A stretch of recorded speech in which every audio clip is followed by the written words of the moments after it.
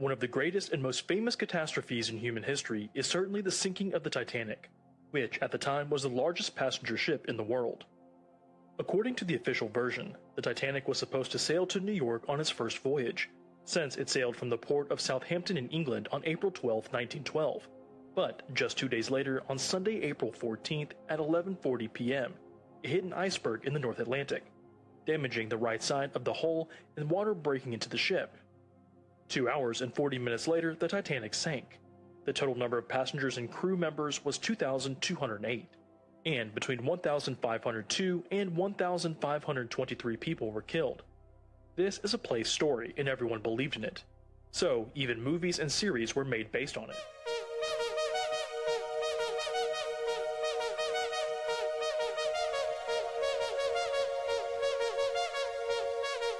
You're now listening to A-Rod Music.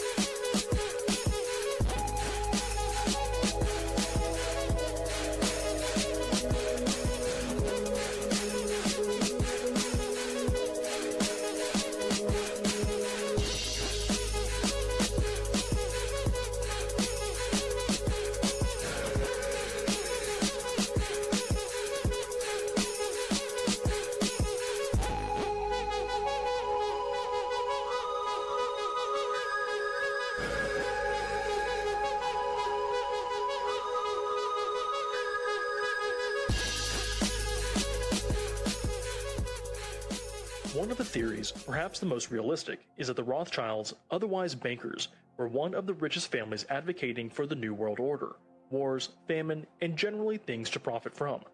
That they and other bankers, as well as the creator of the Titanic, J.P. Morgan, deliberately destroyed the ship because Benjamin Guggenheim, Isidor Straus, and John Astor, who were one of the richest people at the time, were on board. Probably not only these three were the targets because there were a lot of rich people on the Titanic, but the three opposed the Rothschilds and other bankers who wanted to create a World Bank and Federal Reserves.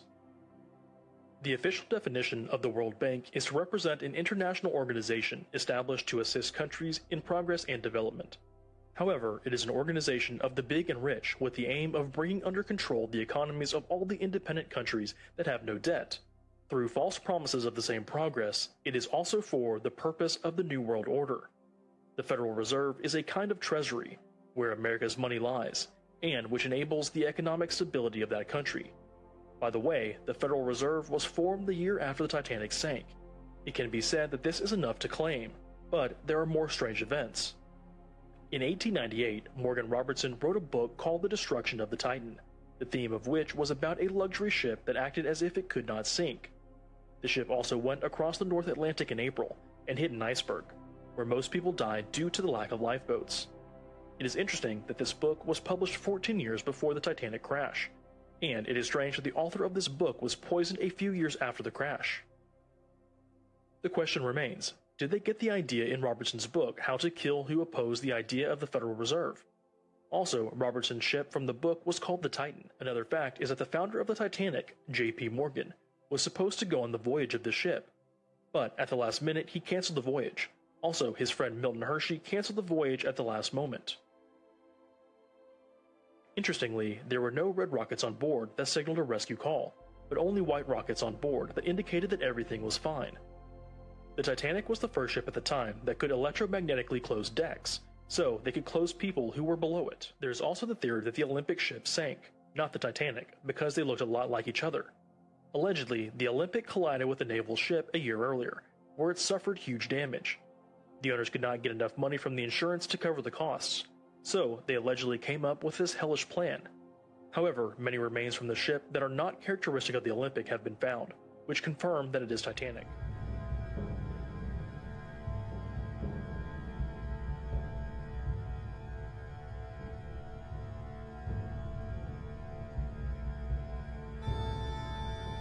There's no one that hasn't heard of RMS Titanic. The legend says that it was unsinkable, the biggest, the most luxurious ship in the world, that nevertheless sank, and this is real, causing the death of more than 1,500 people. There was a rumour saying that a cursed Egyptian mummy on board was the reason the ship sank. The cursed mummy went by the name of Princess Amun-Ra, aka Shipwrecker. Another myth described that one of the workers painted, "We defy God to sink her," on the stern of the ship. But legends around Titanic are countless. The most popular one is a theory that claims that the sinking of Titanic was in fact part of a huge insurance scam. Most people don't know that Titanic had two nearly identical sisters, Olympic and Britannic.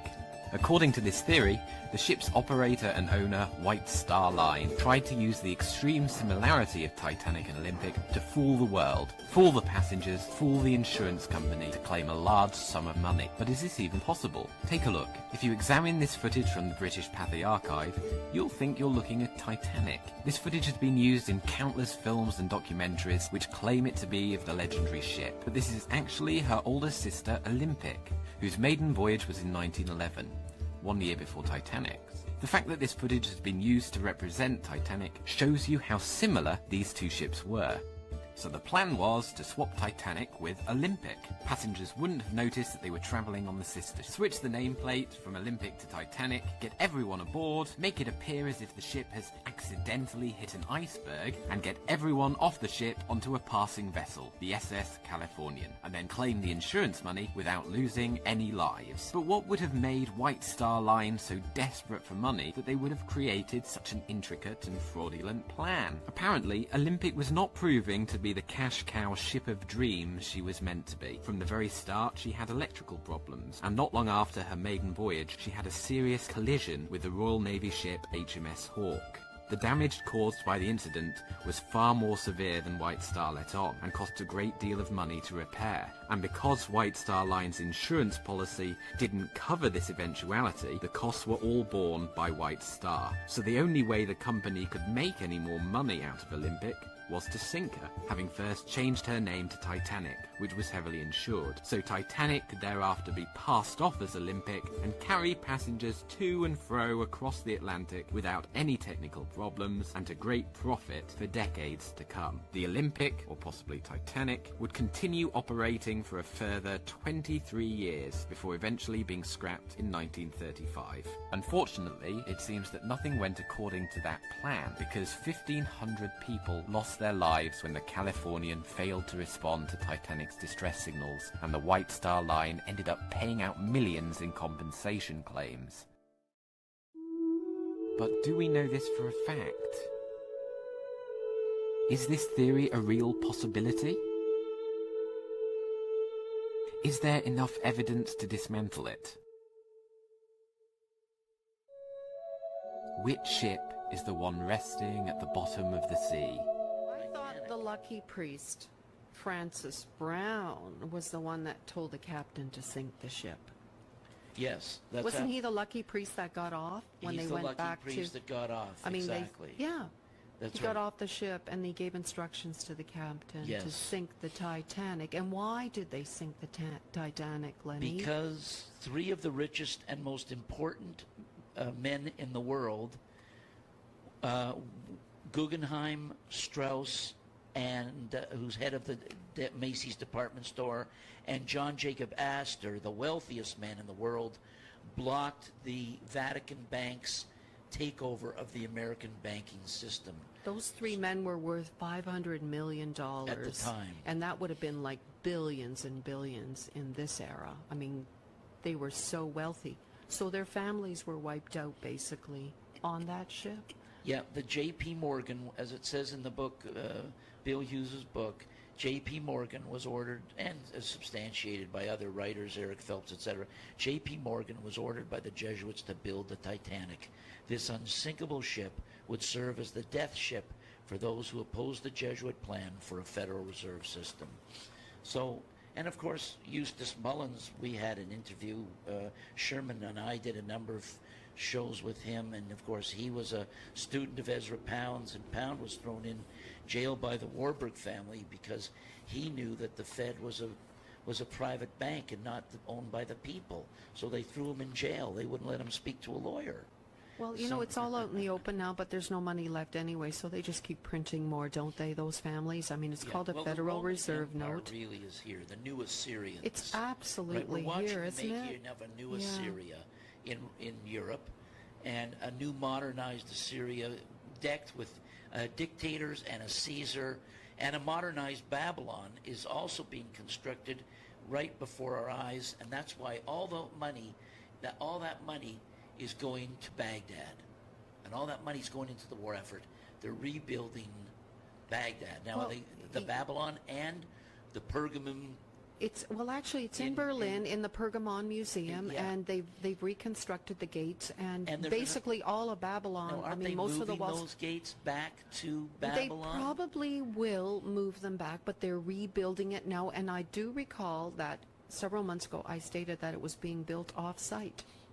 Isn't this what? So isn't it being built off-site? Yeah, isn't this what Dubai is all about? Exactly. This is the lightning rod for how they're financing this new Babylon there in Babylon, the old Baghdad. Yeah, it's the old Baghdad. You know, the old Baghdad. They're taking bags of money there. Well, we're told the Fed moved a printing press there. They've moved the printing press. They've got a printing press that they print American money from in Baghdad. So that's the next step to build the Babylon system.